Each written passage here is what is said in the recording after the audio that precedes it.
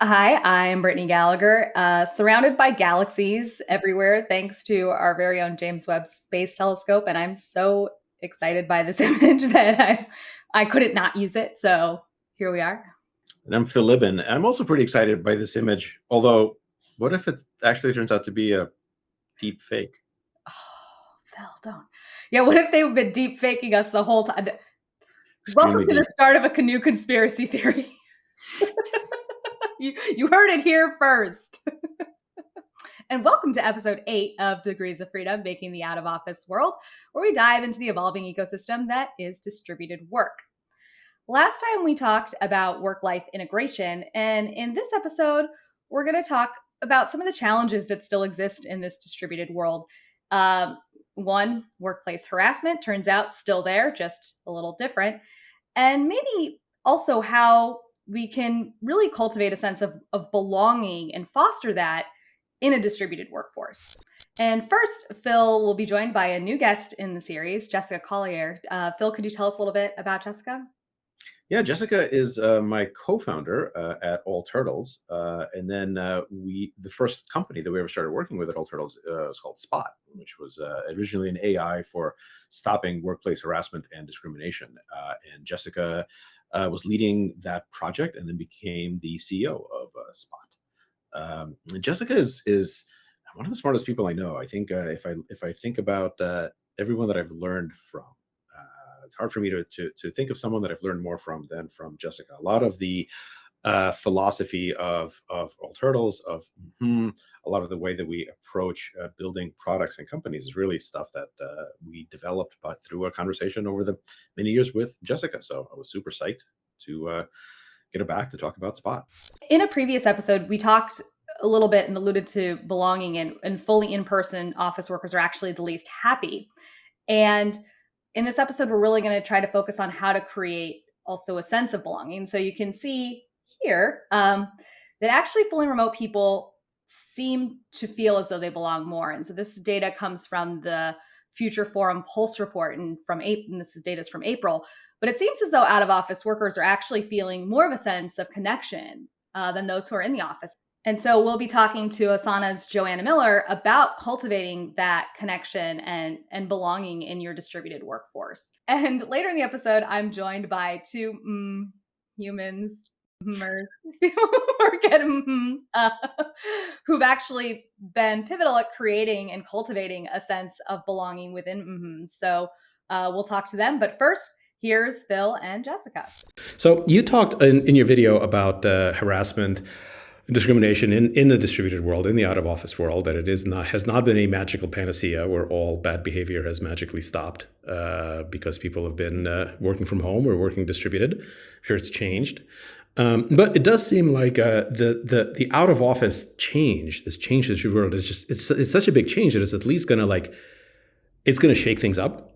And whenever there's change like this, there's just a good opportunity to make whatever settles as the new reality better than the old reality. Mm-hmm. So what are you most optimistic about in terms of how could we make distributed work significantly fairer and more inclusive, mm-hmm. and more humane? How would we do that? So putting aside how we how we prevent the bad actions and report on those, which I think you talked about a lot. Like, what's the upside to it? What could we work on to double down on the stuff that's maybe working?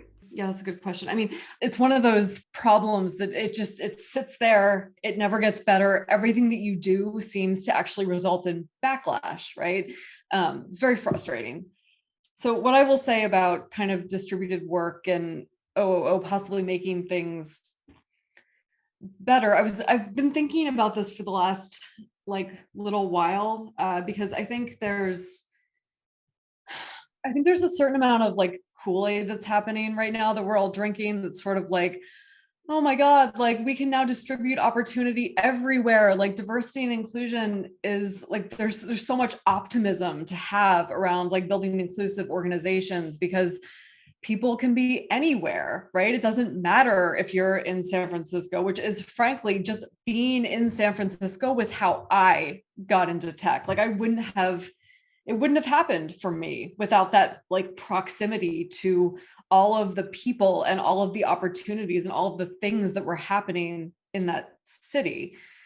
And so the thing that I've been thinking about is like, I think theoretically, yes, there's a huge potential boon to building inclusive organizations in the fact that people can be anywhere. But I think one of the things that is still troubling me, or that I'm still trying to work out in my mind, is how we, I hate the word optimize, but how we optimize for the very beginning of the pipeline. So how do you make it clear to people who are in places that, you know, never would have seen the same kind of opportunity as like San Francisco or New York or Los Angeles? I think there's still a lot of situations in which people have to force their way in.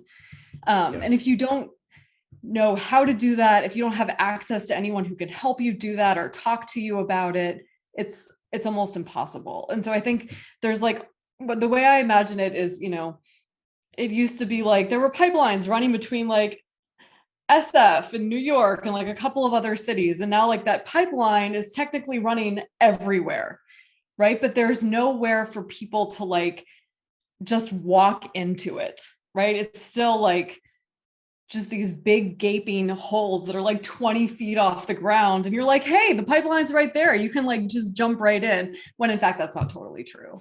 That was Phil with Jessica Collier, the CEO of Spot, talking about how we still have some challenges ahead of us in this out of office world to make it more inclusive. And up next, Asana's Joanna Miller is here to talk about how you can cultivate and create a sense of belonging in an out of office world. How do people feel like they belong to an organization that's, well, I guess in general, but specifically one that is distributed? It's maybe easier to have that a shortcut, a little cheating feeling of belonging if you're all physically together, because you can brute force it. But if you're not, you're spread out all over. How do you feel belonging? But that raises the other interesting question of like, what is belonging to begin with? I tend to think of belonging as me feeling that my authentic self is accepted and has an opportunity to be expressed within the setting or community. Mm-hmm. And so I think the first step of belonging is being frank and honest about what your organization looks like and what the team is that person is joining during the interview stage. Giving people an opportunity not just to prove their ability and skill to you, but also saying this is who we are and what you can expect, so they know what they're opting into. Once someone's joining, I think onboarding is the first opportunity to make a strong impression about how someone could be welcomed. We have a variety of onboarding programs at Asana. The first two that most people go to are called Asana Palooza and Manager Palooza.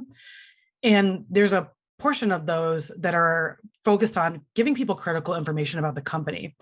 But another portion of them is helping them have multiple touch points to meet and connect with other people who may be like them, whether that's, you know, coming from a similar education background, cultural background, maybe a similar family organization, and then being clear about here are the ways which you can keep in touch with these folks.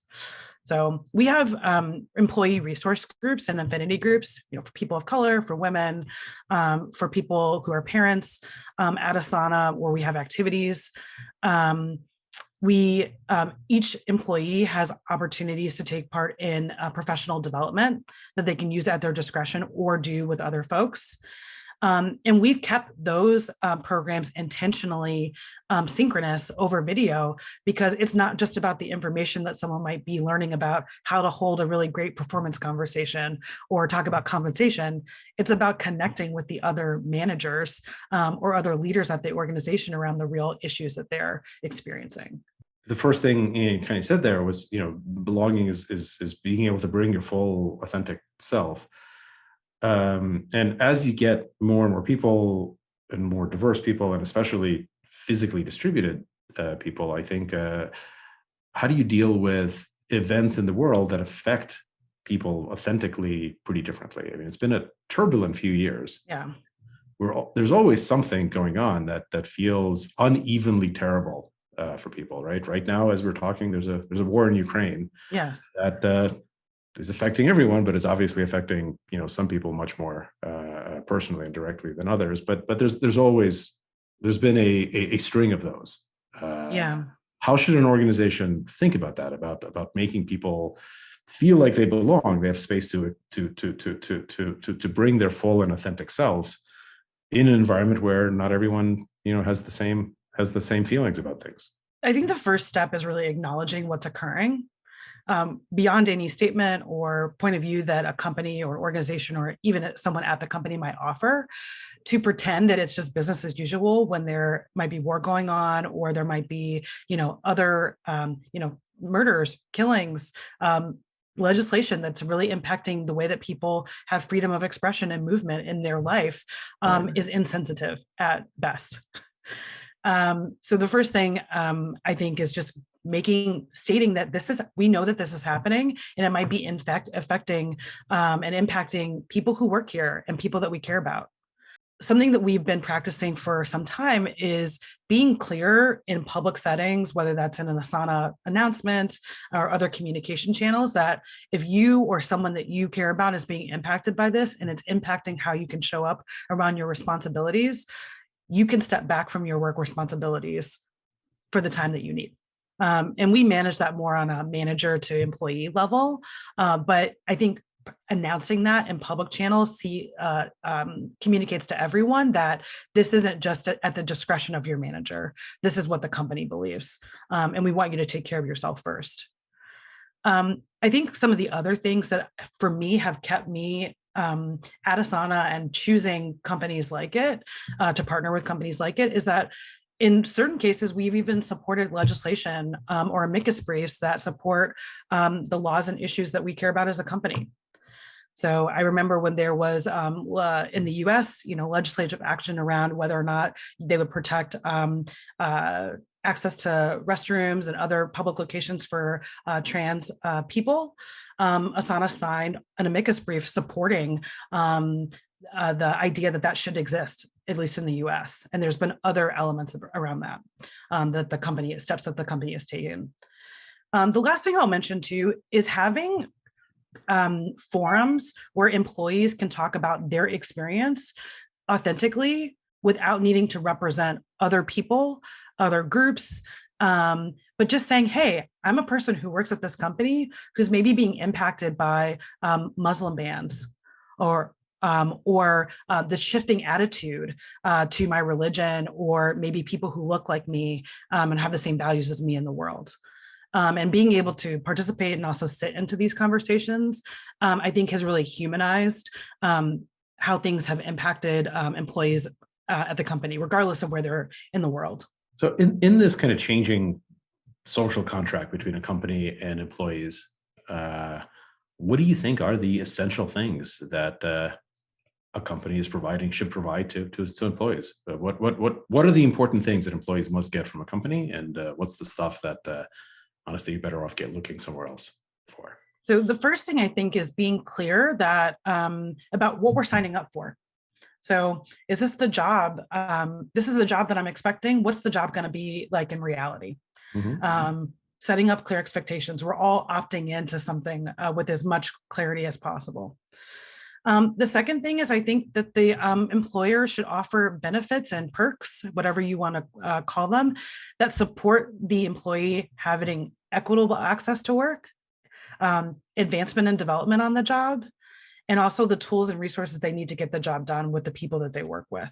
So one of the things we offered employees when we transitioned to everyone working in a distributed way was a stipend for them to set up their workplace or home in a more comfortable way. We have wonderful, desk and amenities in the physical office. Why wouldn't we offer that to folks in their home, since that's their primary workplace?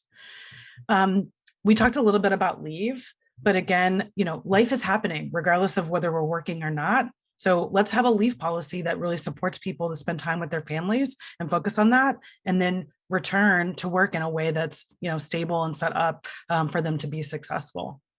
The final thing that I think that employers should be offering employees is community.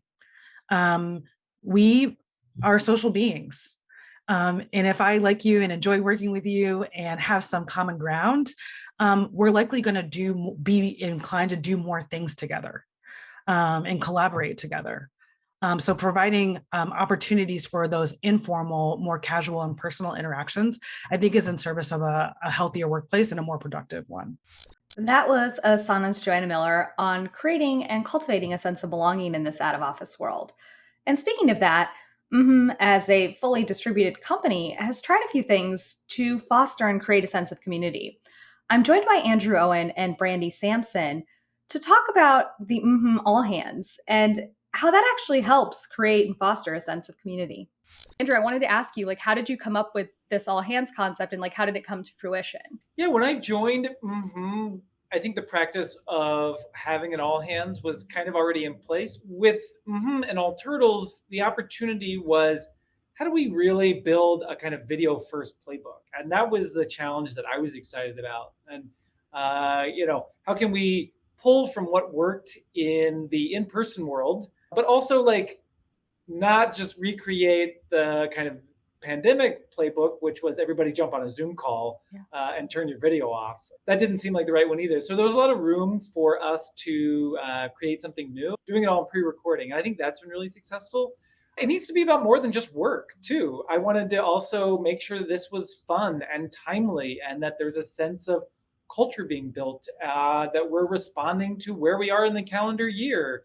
And that, yes, there's essential information about what the company is doing, but it's also about who we are as people and what traditions and rituals we're following. And so I think, finding the sort of humanity in all of this gave us the opportunity to sort of pull from different places and what's video first. So what feels like it's entertaining to watch, but what also feels like, I'm still connecting with my colleagues week over week. We don't do too much of the same thing in terms of the same content. It feels like, I need to watch it because I need to see what's going to happen this week. So for instance, we always pretty much start off with kind of an opening clip, a hello, a welcome. I'm usually the host, but sometimes it's other people. But I like that idea that there's a host and there's somebody who's saying, welcome, here's where we are this week. And here's what you're going to see. A little table of contents, sort of a heads up of what you're going to see in the upcoming all hands. And then right off the bat, we almost always, when we have a new employee, we welcome them. That's I think a nice way to start off each week is recognizing that either we have a new employee or it's somebody's anniversary and we're celebrating that milestone. So anything related to sort of like the people team and updating the who's part of the family is how we kick off. And then we usually go into segments. I kind of think of it like a magazine. There's some fun stuff at the beginning to kind of get you going. It's on the shorter side. And then the more long-term features are a little bit later. That way, a really heavy update at the beginning isn't competing with something a little bit later that might be more lighthearted and feel kind of out of place. So I try not to let them compete. And under 30 minutes, as much as we can, and a mix of both essential kind of work information and then things that are maybe about the company culture, giving opportunities for people around the company to share an update and be celebrated for the things that they're achieving. Since the theme of this episode is about belonging, I think the all hands really can create a sense of belonging by recognizing lots of people around the company, different departments, individual contributions, and then also people's interests.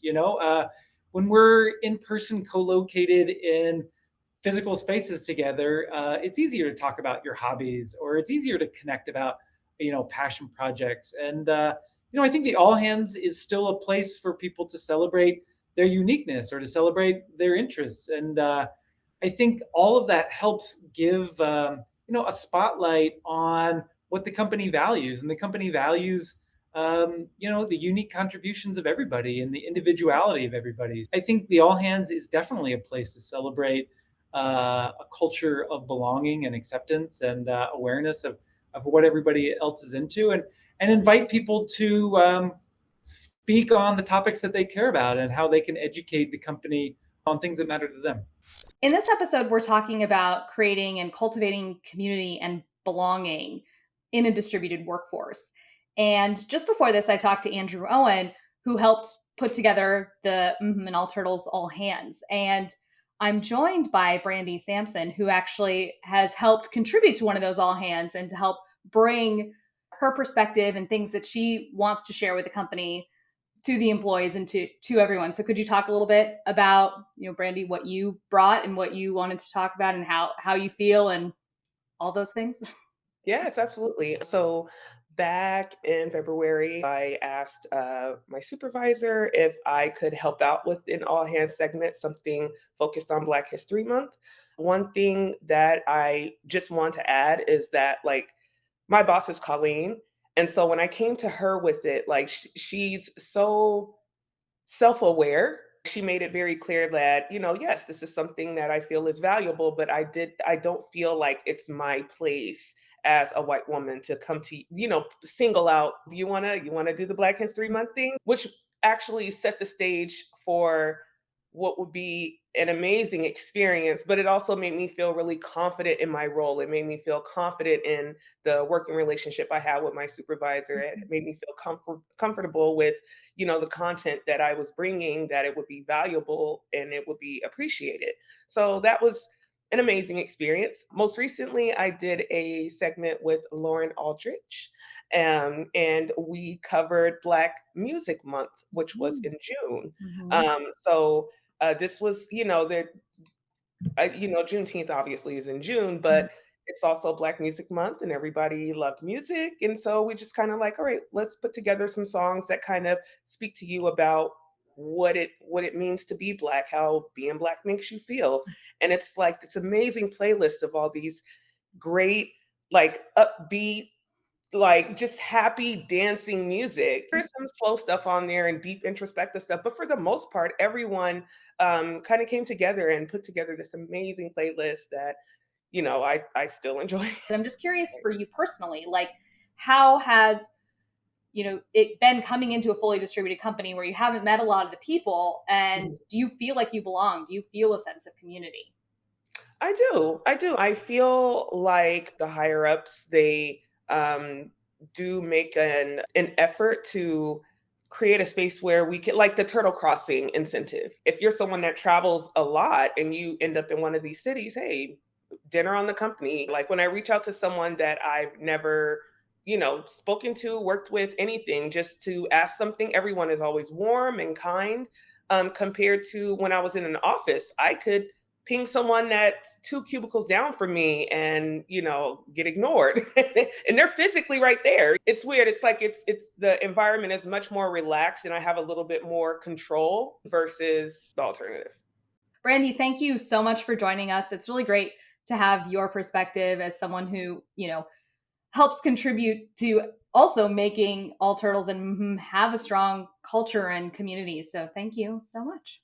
Thank you.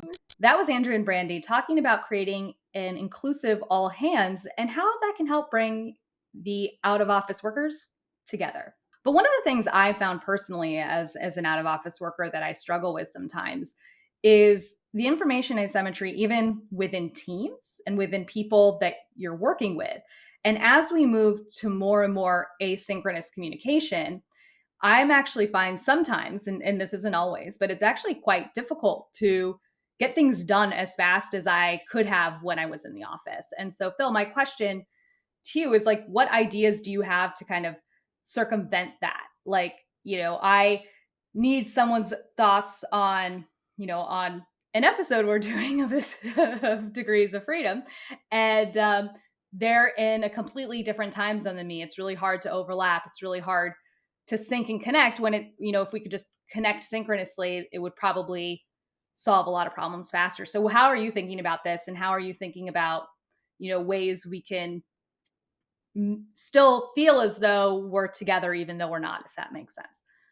Well, I think when you need an answer immediately, when you really do need to connect with someone right away, then you should connect with them right away. And we still have lots of synchronous ways of talking.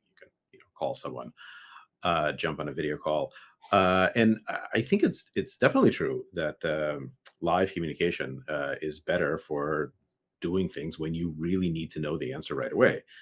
The trick is to structure your company so that those times don't happen very frequently. Those really ought to be exceptional cases. They ought to be emergencies. And I think we've all gotten used to in the past of running our businesses as a constant ongoing emergency where everything's on fire, everything is constantly breaking, and we all feel like we're just bailing water constantly. And yeah, it's easier to bail water in person with other people in real time. It takes more work to build, a boat that isn't constantly in need of rescuing. And I think that's kind of in keeping with the whole out of office philosophy. You have to do things with a little bit more intent. You have to do things differently. And it takes some thought to set it up, because a lot of the shortcuts that we used to rely on in person just aren't there anymore. But once you've kind of done that work and that planning, and you say, well, look, if I need to talk to someone right away, I can do it. But the whole point is I shouldn't need to most of the time. Once you've kind of got that set up, it just pays dividends for everyone. It makes for a much more productive overall workforce and a much healthier one. And probably arguably much happier one too. Because when you feel like you're on a sinking ship constantly and you're shoveling water out and more holes keep coming, it's not a great way to spark joy. So. Yeah, I really think, especially in some industries, but certainly in technology, certainly among startups. But I think this is pretty broad, right? We're just used to the company as a constant ongoing emergency, and obviously it shouldn't be that. And that's kind of management's job to make sure it's not a constant ongoing emergency. So what's something you've done to change that? I have myself really relaxed my expectations for when I get answers, and instead increased my expectation for the quality of those answers that I get. So whenever I need the answer to something, I think pretty hard about, do I really need it in right now? Do I really need it in 20 minutes? Is it okay if I get a really good answer in a few hours or in a few days? And I've just kind of changed my own expectations. I've increased my expectation of quality, and I've lengthened the time horizons in which most things are acceptable to do. And that's a win-win situation, because over time I get more high quality answers. I don't have to keep repeating the same questions. And then people feel better when they have the time to actually think through something and deliver a high quality piece of work, versus constantly being in a emergency mode. But that is a change of expectations. It's a change of culture. And I think often it starts with the CEO, with the management team. And I've had to do that myself. I was very much in the past attached to a culture of, I need an answer right now. And then I'm going to need a slightly different answer 5 minutes later, because the first answer is usually not exactly right. And then I'm going to need another one. And it's like this constant emergency. So a big part of it is just letting go of the constant emergency state. I think that's a great way of looking not only at companies, but also perhaps at life as well. Above my pay grade, but yes. Well, if we're going to wax philosophical for a second, this is the room to do it in. Yeah, we're in the right place for it. I mean, it took the light from this galaxy a few thousand years to get here. Your question about the NPS score can wait another day. So thank you to our guests, Jessica, Joanna, Andrew, and Brandy. And that's it for this episode of Degrees of Freedom, Making the Out of Office World. Until next time, I'm Brittney Gallagher. And I'm Phil Libin. See you soon.